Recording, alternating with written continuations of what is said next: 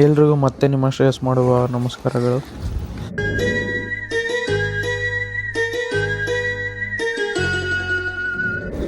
ಹಿಂದಿನ ವೀಡಿಯೋದಲ್ಲಿ ಫುಡ್ ತೋರಿಸಿದ್ದೆ. ಈ ವಿಡಿಯೋದಲ್ಲಿ ಬ್ರೂಕ್ಲಿನ್ ಅನ್ನೋ ಊರಿಗೆ ಹೋಗಬೇಕಾಗಿತ್ತು. ಯಾಕೆ ಅಂದರೆ ನನ್ನ ಕಾನ್ಫರೆನ್ಸ್ ಇತ್ತಲ್ಲ, ಅವರು ನಮಗೆ ಪಾರ್ಟಿ ಅರೇಂಜ್ ಮಾಡಿದರು.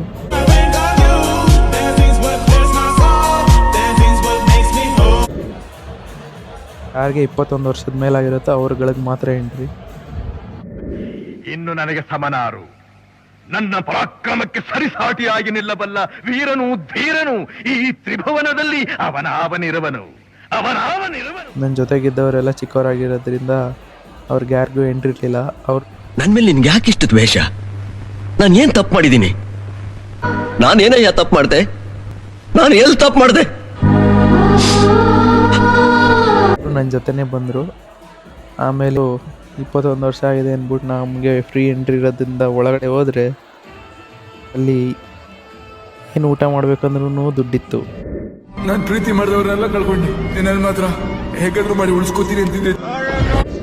ಅದರಿಂದ ನಾವು ಮನೆಗೆ ಹಿಂತಿರುಗಿ ಹೋಗಿ ಮಾರನೇ ದಿನ ಕಾನ್ಫರೆನ್ಸ್ ಅಟೆಂಡ್ ಮಾಡೋದಕ್ಕೆ ರೆಡಿ ಆದ್ವಿ.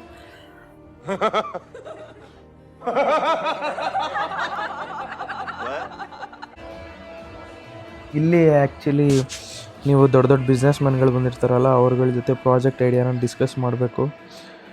ನಮಗೆ ಏನಂದರೆ ಡಿಸ್ಕಸ್ ಮಾಡ್ಬೋದು. ಯೂಶ್ವಲಾಗಿ ಕುಡಿಯೋದು ಅಥವಾ ಸಿಗರೇಟ್ ಸೇದೋದು ಈ ಥರ ಮಾಡಿದ್ರೆ ಯೂಶ್ವಲಾಗಿ ಸ್ನೇಹಿತರುಗಳು ಜಾಸ್ತಿ ಇರ್ತಾರೆ.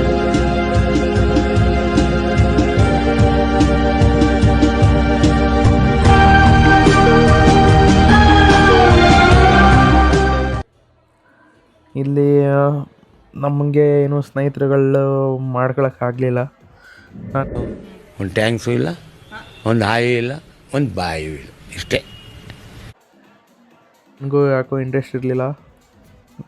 ಆದ್ದರಿಂದ ನಾನು ವಾಪಸ್ಸು ಮನೆಗೆ ಹೋಗಿ ನಾಳೆ ಏನಿದೆ ಕಾನ್ಫರೆನ್ಸು ಅದಕ್ಕೆ ರೆಡಿ ಆಗೋಣ ಅಂತ ಮತ್ತೆ ಮನೆಗೆ ಹಿಂತಿರುಗಿ ಹೋದೆ. ಊಟ ಆಯ್ತಾ? ಅಷ್ಟೇ. ಮತ್ತು ಈಗ RCB ಅವರು ಫೈನಲ್ ಹೋಗಿರೋದ್ರಿಂದ ಅವರು ಗೆಲ್ಲಿ ಅಂತ ದೇವರಲ್ಲಿ ಪ್ರಾರ್ಥಿಸುತ್ತಾ ಈ ವಿಡಿಯೋವನ್ನು ಎಂಡ್ ಮಾಡುತ್ತಿದ್ದೇನೆ. ಈ ಸಲ ಕಪ್ ನಮ್ದೆ ಅಷ್ಟೇ.